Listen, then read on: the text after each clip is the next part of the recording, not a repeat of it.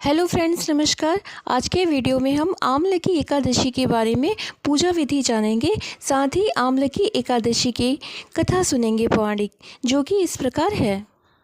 फाल्गुन मास के शुक्ल पक्ष की एकादशी को आमल की एकादशी मनाई जाती है। ये तिथि हिंदू धर्म में अत्यधिक महत्व रखती है। मान्यता है कि इस दिन भगवान विष्णु की विधि विधान से पूजा की जाती है। फाल्गुन मास के शुक्ल पक्ष की एकादशी को आमल की एकादशी मनाई जाती है। ये तिथि हिंदू धर्म में अत्यधिक महत्व रखती है।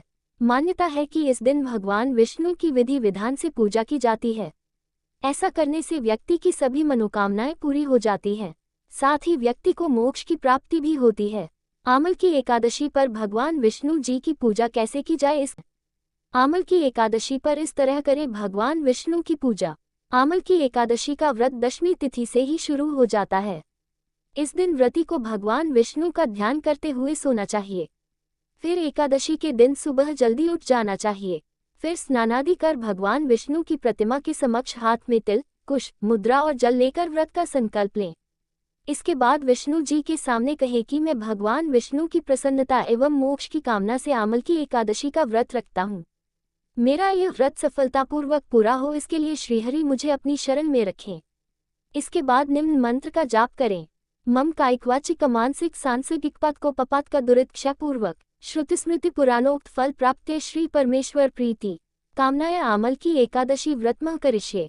विष्णु जी की पूजा करने के बाद पूजन सामग्री लें और फिर आंवले के वृक्ष की पूजा करें। इसके लिए आपको सबसे पहले आंवले के पेड़ के चारों तरफ की भूमि को साफ करना होगा। फिर पेड़ की जड़ में एक वेदी बनाएं। इसमें एक कलश स्थापित करें। इस कलश में देवताओं, तीर्थों एवं सागर को आमंत्रित करें। इसमें सुगंधी और पंचरत्न रखें। फिर इसके ऊपर पंचपल्लव रखें। दीप भी जलाएं। इसके बाद कलश पर श्रीखंड चंदन का लेप लगाएं।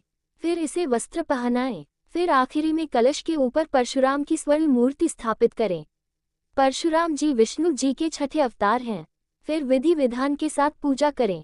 आमल की एकादशी को रात के समय भगवत कथा व भजन कीर्तन करना चाहिए। फिर द्वादशी के दिन सुबह ब्राह्मण को भोजन कराएं। इसके बाद परशुराम की मूर्ति सहित कलश ब्राह्मण को भेंट दें। फिर अन्न जल ग्रहण करें और व्रत का पारण करें।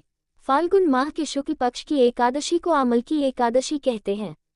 आमल की यानी आंवला को शास्त्रों में श्रेष्ठ स्थान प्राप्त है। विष्णु जी ने जब सृष्टि की रचना के लिए ब्रह्मा को जन्म दिया, उसी समय उन्होंने आंवले के वृक्ष को जन्म दिया। आंवले को भगवान विष्णु ने आदि वृक्ष के रूप में प्रतिष्ठित किया है। इसके हर अंग में ईश्वर का स्थान माना गया है।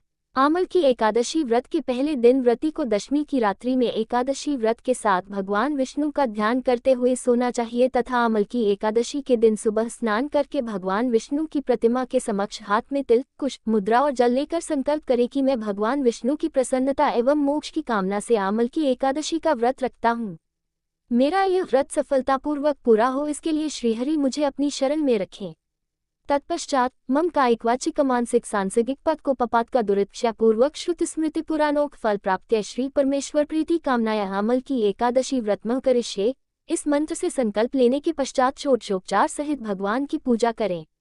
भगवान की पूजा के पश्चात पूजन सामग्री लेकर आंवले के वृक्ष की पूजा करें। सबसे पहले वृक्ष के चारों की भूमि को साफ करें और उसे गाय के गोबर से पवित्र करें। पेड़ की जड़ में एक वेदी बनाकर उस पर कलश स्थापित करें। इस कलश में देवताओं, तीर्थों एवं सागर को आमंत्रित करें। कलश में सुगंधी और पंचरत्न रखें। इसके ऊपर पंचपल्लव रखें। फिर दीप जलाकर रखें। कलश पर श्रीखंड चंदन का लेप करें और वस्त्र पहनाएं। अंत में कलश के ऊपर श्री विष्णु के छठे अवतार परशुराम की स्वर्ण मूर्ति स्थापित करें और विधिवत रूप से परशुराम जी की पूजा करें। रात्रि में भगवत कथा व भजन कीर्तन करते हुए प्रभु का स्मरण करें। द्वादशी के दिन सुबह ब्राह्मण को भोजन करवा कर दक्षिणा दे, साथ ही परशुराम की मूर्ति सहित कलश ब्राह्मण को भेंट करें। इन क्रियाओं के पश्चात परायण करके अन्न जल ग्रहण करें। भगवान विष्णु ने कहा है, जो प्राणी स्वर्ग और मोक्ष प्राप्ति की कामना रखते हैं उनके लिए फाल्गुन शुक्ल पक्ष में जो पुष्य नक्षत्र में एकादशी आती है, उस एकादशी का व्रत अत्यंत श्रेष्ठ है। इस एकादशी को आमल की एकादशी के नाम से जाना जाता है।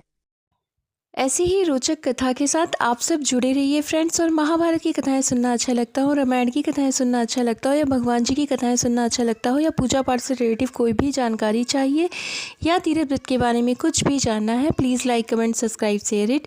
Thank you friends. हम फिर मिलेंगे अगली वीडियो में, तब तक के लिए नमस्कार। जय हो विष्णु भगवान लक्ष्मी माता की।